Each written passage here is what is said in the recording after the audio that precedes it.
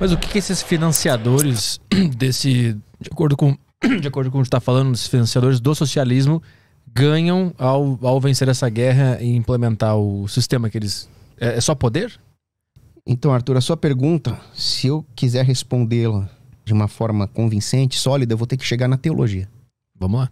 Porque quando nós nos perguntamos a motivação de um lobista qualquer, sei lá, um cara que pega dinheiro do BNDES e faz lobby para regular os concorrentes dele, até aí dá para entender que ele quer um dinheiro fácil. Ele quer eliminar a concorrência para enriquecer. Então ele quer dinheiro, certo? Mas chega um ponto em que a ganância do homem vai para além disso. Ele tem o desejo de dominar. A libido dominante. Então ele não quer só dinheiro, ele quer poder. Mas chega um ponto em que ele já tem dinheiro, já tem poder. Então o que ele não tem ainda? Ele não tem a felicidade do homem comum. Ele não tem uma família de verdade, amigos de verdade. Ele não tem a felicidade de ir num bar jogar uma sinuca e tomar uma breja com os amigos.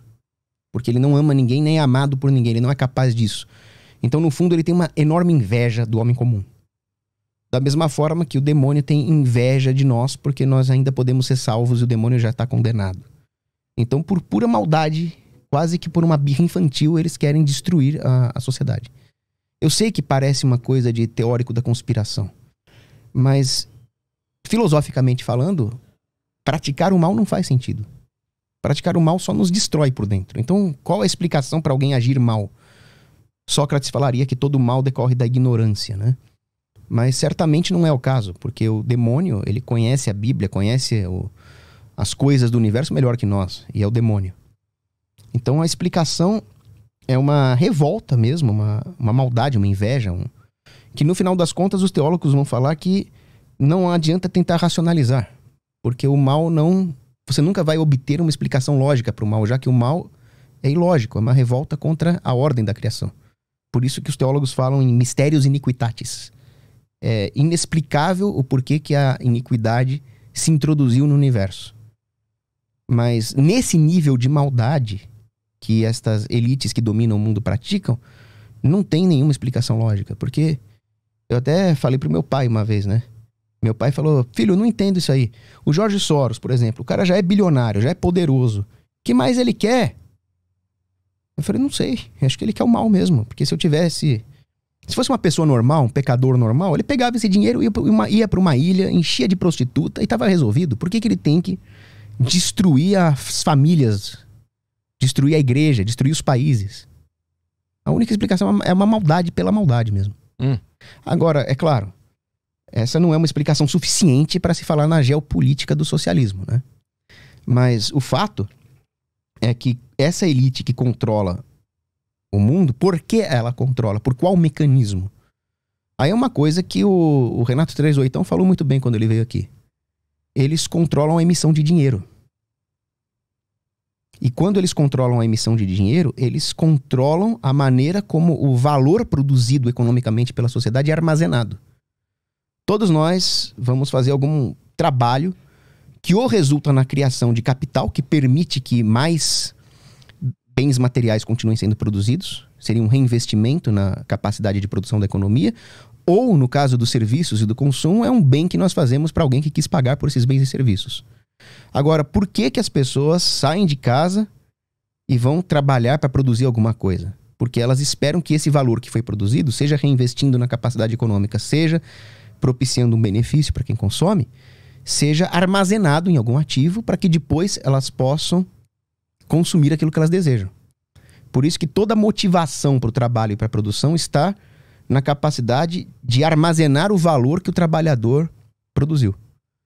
Quando as elites controlam a emissão de moedas, elas estão tirando da sociedade os incentivos naturais à produção. E quando isso acontece, as pessoas são escravizadas, porque essa mesma elite, ao canalizar o valor produzido para uma reserva de valor artificial que elas escolhem, independentemente da dinâmica econômica natural, elas conseguem redistribuir esse valor como elas quiserem. Então, elas redesenham os incentivos de trabalho na sociedade, escravizando as pessoas. E quando elas fazem isso, elas controlam a política, elas controlam as armas, elas controlam a dinâmica das guerras e dos jogos estratégicos. E para manter esse poder, elas precisam destruir qualquer concorrência.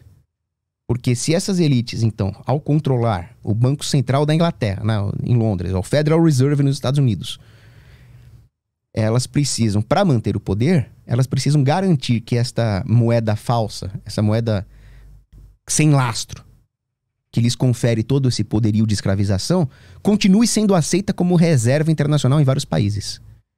Mas se um determinado país se nega a se submeter a esse sistema de moedas fiduciárias, de bancos centrais, ele poderia ter uma moeda sólida que viria a substituir a moeda fiduciária como reserva.